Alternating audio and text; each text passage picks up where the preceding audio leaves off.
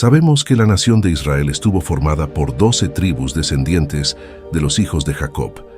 Uno de estos hijos se llamó Dan y fue el fundador de la tribu de los danitas. Aunque la Biblia brinda poca información sobre quién era Dan, registra algunos hechos importantes con respecto a la historia de su tribu. Basándose en parte de esta información, existe una interpretación muy antigua dentro del cristianismo que sugiere que el anticristo pertenece a la tribu de Dan. Esta idea de que el anticristo podría venir de la tribu de Dan ha fascinado a muchas personas y circula ampliamente en Internet. ¿Quién era realmente Dan y cuál es la verdadera historia de su tribu según la Biblia? Todo esto lo descubrirás en este video. Comenzaremos entendiendo quién era Dan en realidad. Sabemos que Jacob, el padre de Dan, estaba casado con 2 mujeres, Lea y Raquel. Raquel era la esposa favorita de Jacob, pero fue estéril durante muchos años. En aquella época la esterilidad era un problema muy grave porque, entre otras cosas, implicaba un desprecio familiar hacia la mujer estéril, una fuente de vergüenza personal, una futura impotencia en la vida debido a la falta de hijos, e incluso un símbolo de desgracia y reproche divino. La maternidad a menudo se veía como prueba de la bendición de Dios sobre la vida de una mujer en ese tiempo en el antiguo cercano Oriente. Era costumbre que cuando una esposa legítima no podía quedar embarazada, podía recurrir a su sirvienta personal. En la práctica, la esposa concedía su sirvienta a su marido para que éste generara un heredero a través de ella. De esta manera, la esposa oficial pasaba a ser la madre legal del hijo concebido a través de su sirvienta personal. Básicamente, esto es lo que sucedió, por ejemplo, en la trama que involucra a Sara y Agar, cuando Abraham se convirtió en padre de Ismael a través de la sierva egipcia de su esposa, Sara. Raquel, a pesar de ser la amada esposa de Jacob, se enfrentó al profundo dolor de la infertilidad. Mientras Lea, su hermana y rival, le había dado varios hijos a Jacob, Raquel se quedó sin hijos. En un acto de desesperación, Raquel ofreció su sierva Bila a Jacob para que pudiera tener hijos a través de ella. Bila entonces concibió y dio a luz a un hijo, a quien Raquel llamó Dan. El significado de este nombre tiene que ver con la percepción de Raquel de que Dios había juzgado su causa, escuchado su voz y le había dado un hijo. La familia de Jacob estuvo marcada por tensiones. Jacob tuvo 12 hijos con 4 mujeres diferentes: Lea, Raquel y las sirvientas Bila y Silpa. Esta estructura familiar polígama generó constantes celos y conflictos. Dan, al ser hijo de una sirvienta, probablemente enfrentaba una posición social ambigua dentro de la familia. Aunque era reconocido como uno de los hijos legítimos de Jacob, su madre Bila no tenía el mismo estatus que Lea y Raquel. Por lo tanto, es seguro decir que Dan creció en medio de intensas disputas familiares. La rivalidad entre Lea y Raquel no solo afectó la relación entre las esposas de Jacob, sino que también influyó en la dinámica entre los hijos. Dan, junto con sus hermanos, participaba en las actividades diarias de la familia, como cuidar el rebaño y trabajar la tierra. Estas tareas compartidas promovían la cooperación y encendían aún más las rivalidades familiares. Prueba de ello fue el episodio en el que José, hijo de Raquel, fue traicionado y vendido por sus propios hermanos.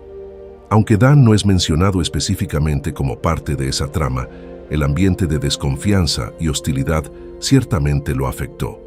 La Biblia también informa que Dan fue el padre de un hijo llamado Eliezer. En el libro del Génesis encontramos el registro de las bendiciones proféticas de Jacob sobre sus hijos.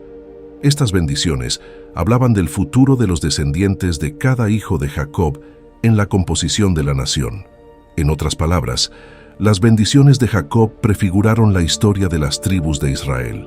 Específicamente sobre Dan, la bendición patriarcal de Jacob fue la siguiente: Dan juzgará a su pueblo como una de las tribus de Israel.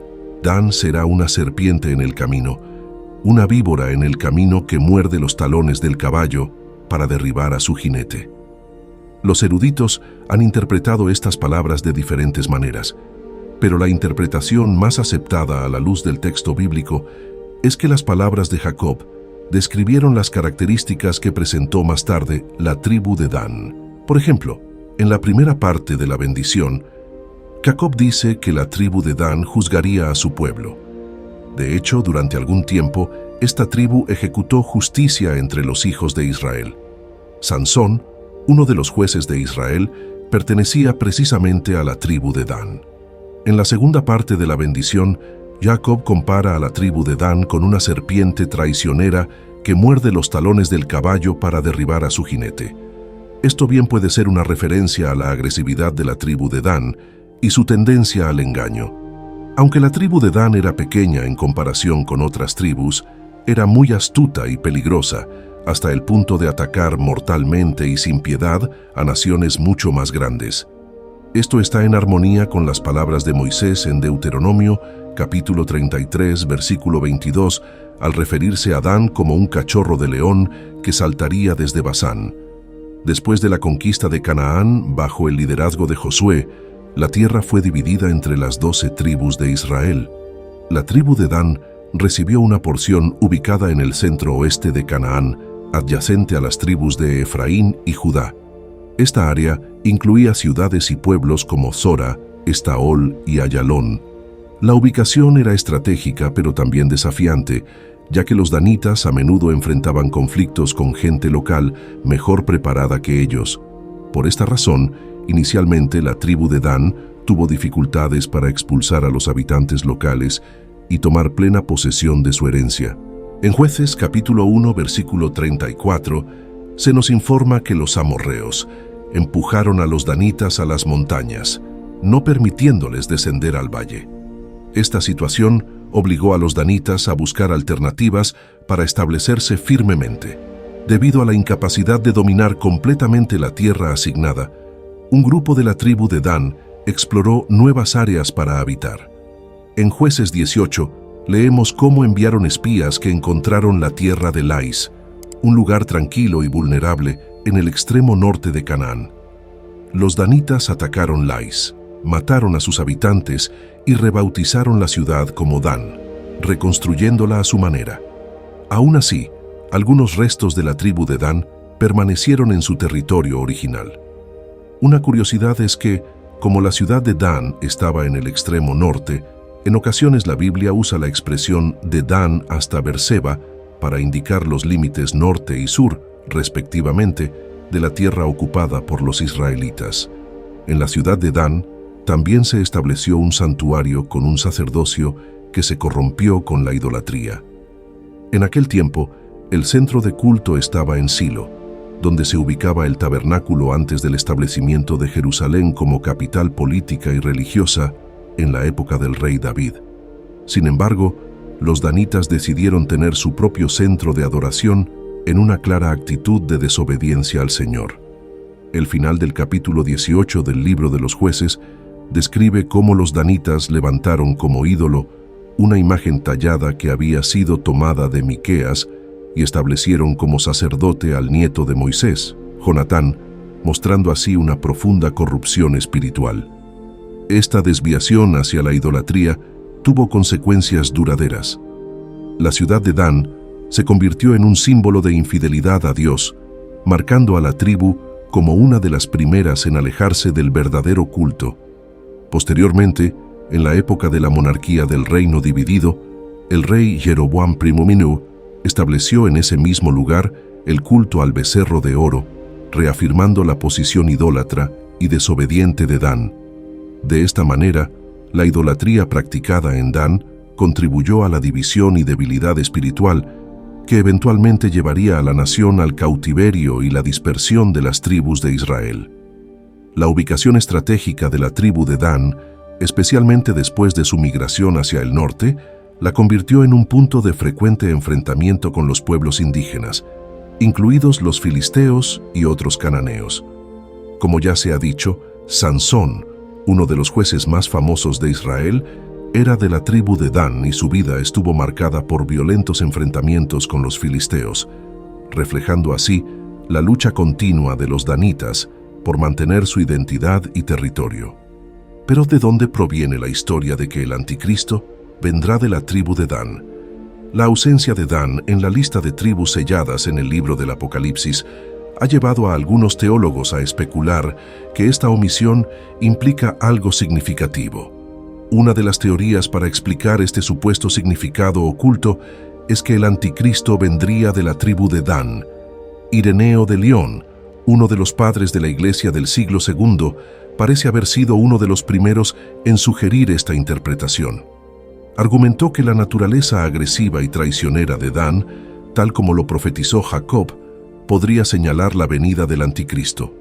Los partidarios de esta teoría también utilizan como parte de su argumento el comportamiento idólatra que caracterizó a los danitas a lo largo de la historia bíblica y la profecía de Jeremías sobre el juicio de Judá, que dice que desde Dan se oirían los ruidos de sus veloces caballos. En Jeremías capítulo 8, versículo 16 se menciona: «Desde Dan se oye el resoplido de sus caballos, al sonido del relincho de sus corceles tiembla toda la tierra».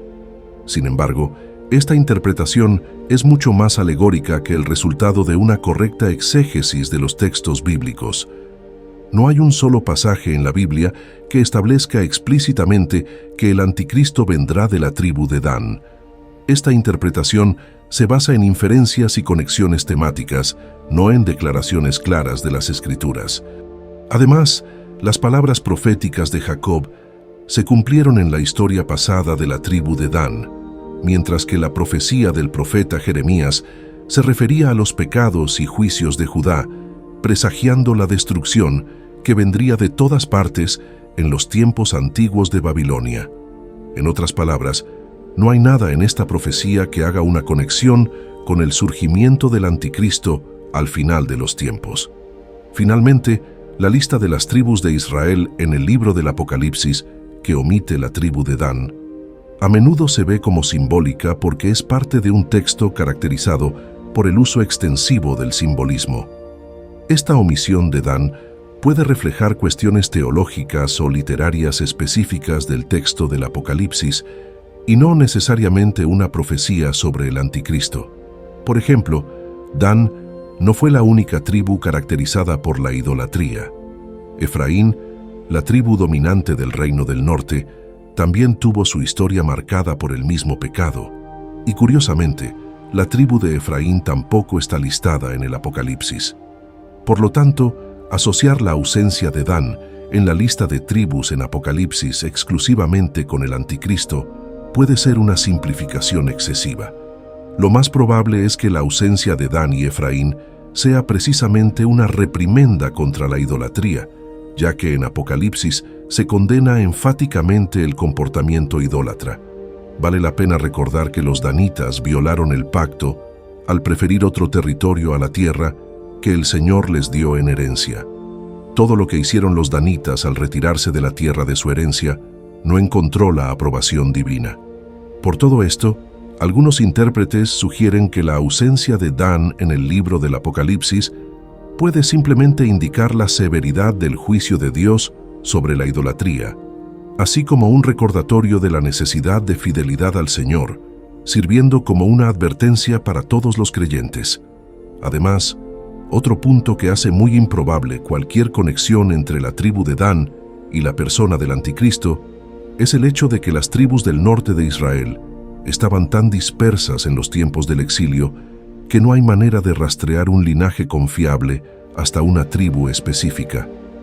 Entonces, cuando escuches a alguien decir que el anticristo surgirá de la tribu de Dan, sepan que esto no es más que pura especulación sin ningún fundamento bíblico. Por lo tanto, en lugar de centrarnos en teorías inciertas, debemos enfocarnos en lo que realmente importa de la historia de la tribu de Dan para evitar cometer los mismos errores que los danitas. Debemos comprometernos y mantenernos fieles a nuestro llamado como seguidores de Cristo. En este sentido, la historia de la tribu de Dan puede enseñarnos sobre la necesidad de una vigilancia constante contra la idolatría en nuestras vidas. Nunca debemos cometer el error de intentar establecer un culto paralelo al verdadero culto a Dios, tal como lo hicieron los danitas. Debemos identificar y eliminar todo lo que ocupa el lugar de Dios en nuestro corazón, ya sean bienes materiales, estatus social u otras prioridades que nos alejan de nuestra devoción exclusiva al Señor. La trayectoria de la tribu de Dan, con sus dificultades para establecer un territorio y sus desviaciones posteriores, también nos enseña sobre la importancia de permanecer fieles a Dios incluso en tiempos de adversidad y tentación.